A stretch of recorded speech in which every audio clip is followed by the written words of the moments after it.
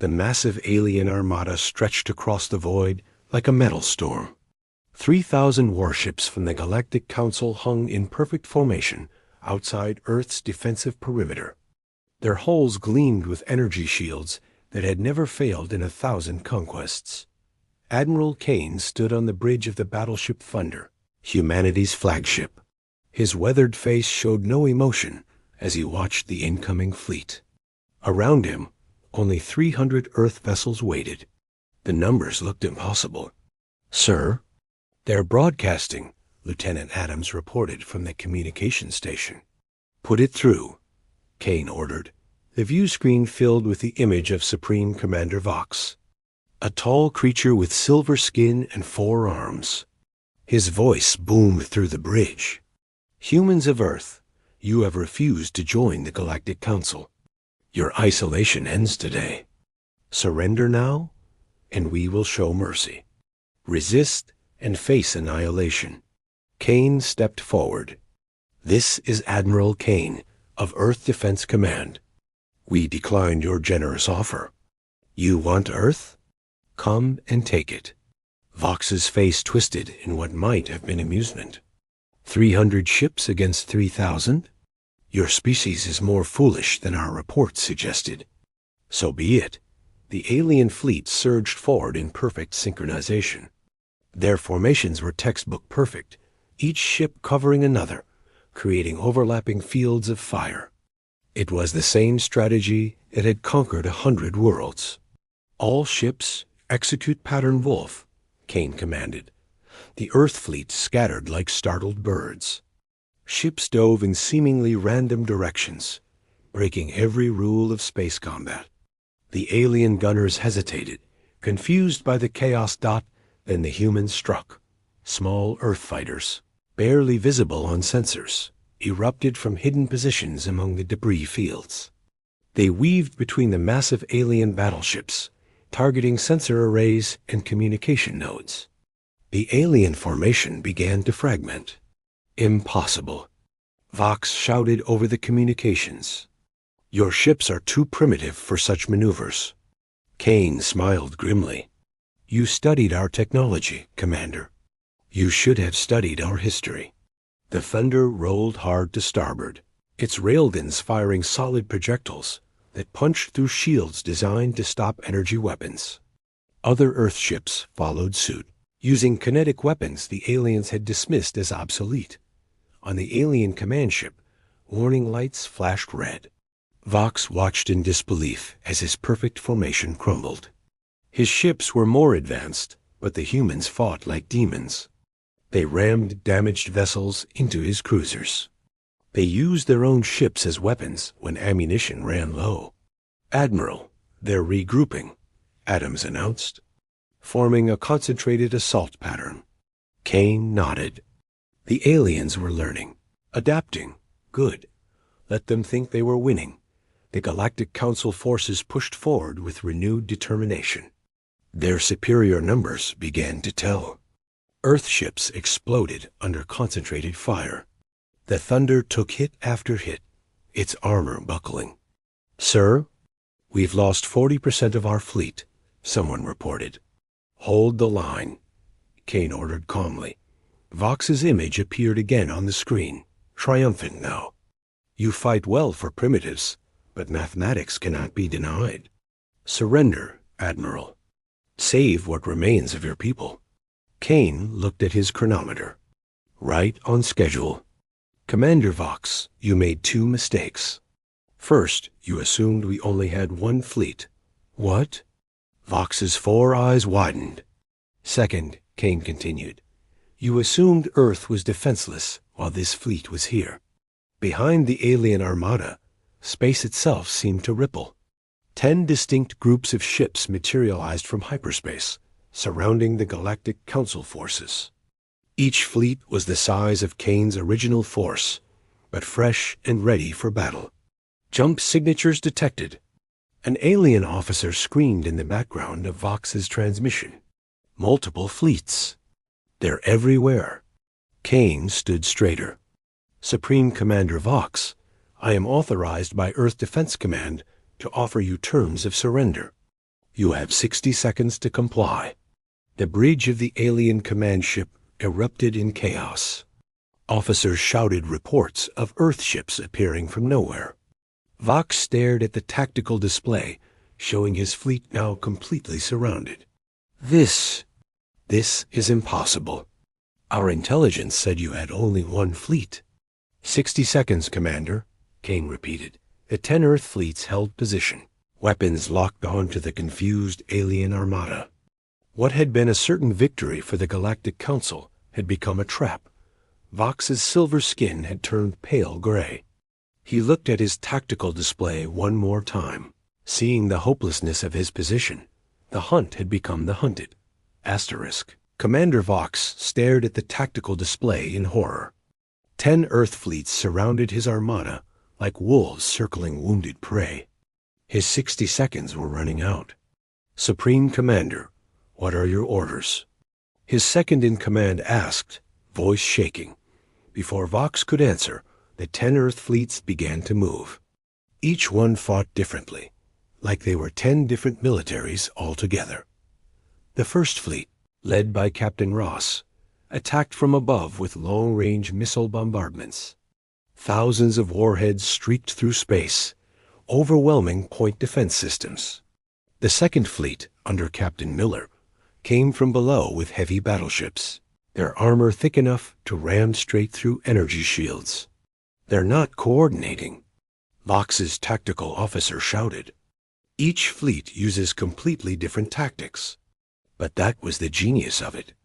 The Third Fleet deployed clouds of drones that swarmed alien ships like angry wasps. The Fourth Fleet used electronic warfare, making alien vessels fire on each other in confusion. The Fifth Fleet stayed at maximum range, sniping with precision railguns. Captain Ross spoke over the Earth Command Channel. All fleet commanders, execute your specialties. Show them why Earth stood alone. The Sixth Fleet arrived cloaked, appearing inside the alien formation itself. They deployed boarding pods before anyone could react. Human Marines in powered armor stormed through alien corridors, taking ships from within. On the alien command ship, reports flooded in faster than Vox could process them. The Seventh Group is using some kind of gravity weapon. The Eighth is launching nuclear mines. The Ninth has fighters we can't track. The 10th is jamming all our systems. Each Earth fleet had trained for years in secret, mastering one aspect of warfare to perfection. Now they demonstrated their skills on an enemy that had expected primitive rockets and simple lasers. How? Vox demanded, grabbing his intelligence officer. How did they hide 10 fleets from us? The officer pulled up historical data with shaking hands. Sir, the humans. They've been fighting each other for thousands of years. Every nation on Earth maintained separate military forces until recently. When they united against external threats, they didn't merge their militaries. They kept them separate, hidden. Admiral Kane's image appeared on every screen in the alien fleet. Commander Vox, you studied our technology and found it lacking. You counted our visible ships and found them few. But you never asked the right question. What question? Vox asked, his voice hollow. Why did the galaxy leave Earth alone for so long? Kane's expression was stone. We've been listening to your communications for decades. We know about your conquests. We know about the species that fought back and lost. We learned from every one of your victories. The Earth fleets pressed their advantage. The specialized tactics created chaos in the alien ranks. Ships collided trying to escape the drones, while dodging missiles, while fighting boarders, while their systems failed. Captain Ross coordinated from the First Fleet flagship. Team 7, push them toward Team 3's mine field. Team 9, cover Team 6's boarding operations. What looked like chaos was actually a carefully orchestrated dance. Each fleet knew exactly where to be and when. They had practiced this scenario hundreds of times in simulations. A young alien officer approached Vox. Sir, we still outnumber them. If we concentrate fire on one fleet, which one? Vox interrupted. The invisible one? The one outside weapon range? The one inside our formation? He slumped in his command chair. They turned our advantage into weakness. More ships just means more confusion. The Earth fleets had destroyed only a fraction of the alien armada, but they had broken something far more important, their will to fight. The Galactic Council forces had never faced an enemy that turned warfare into an art form. Supreme Commander, his communications officer whispered, 40% of our captains are requesting permission to surrender. Vox looked at the tactical display one last time. His mighty armada, which had conquered the Centauri systems, which had forced the proud Martian colonies to kneel, was being taken apart, piece by a species everyone had dismissed as backward. Sir, Lieutenant Adams told Admiral Kane, their flagship is broadcasting on all channels. Kane nodded. Let's hear it. Vox appeared on screen, his silver skin now completely gray. Behind him, his bridge crew had stopped fighting. Admiral Kane, the Galactic Council Armada surrenders. We request terms.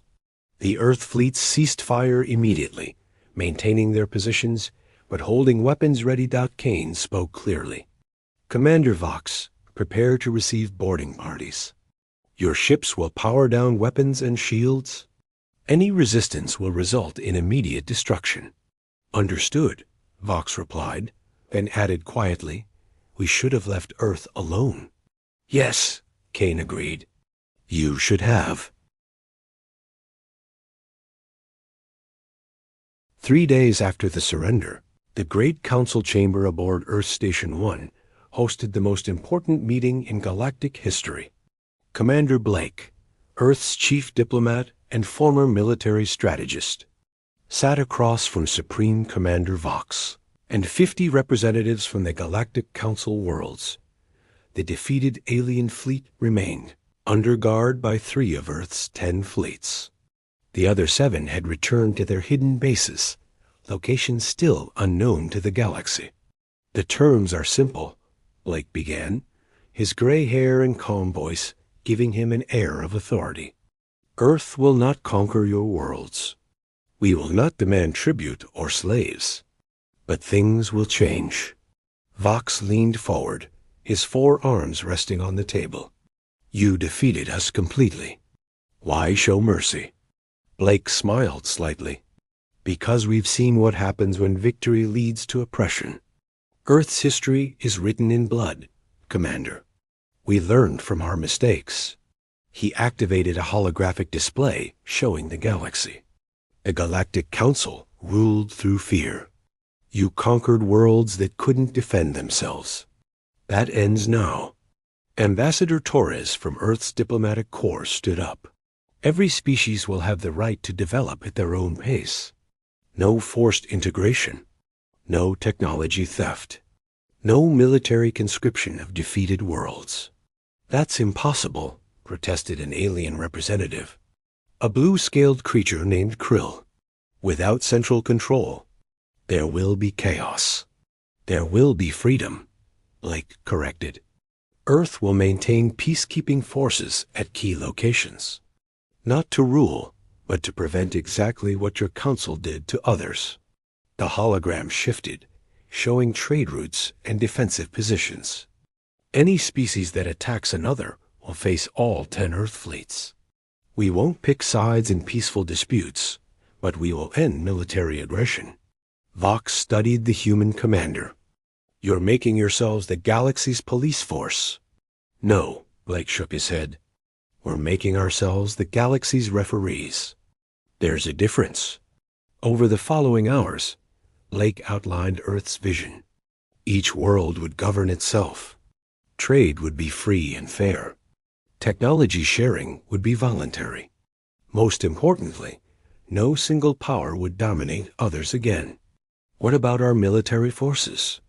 Asked another council member. Keep them for defense, Blake replied. But any fleet that grows beyond defensive needs will receive a visit from Admiral Kane.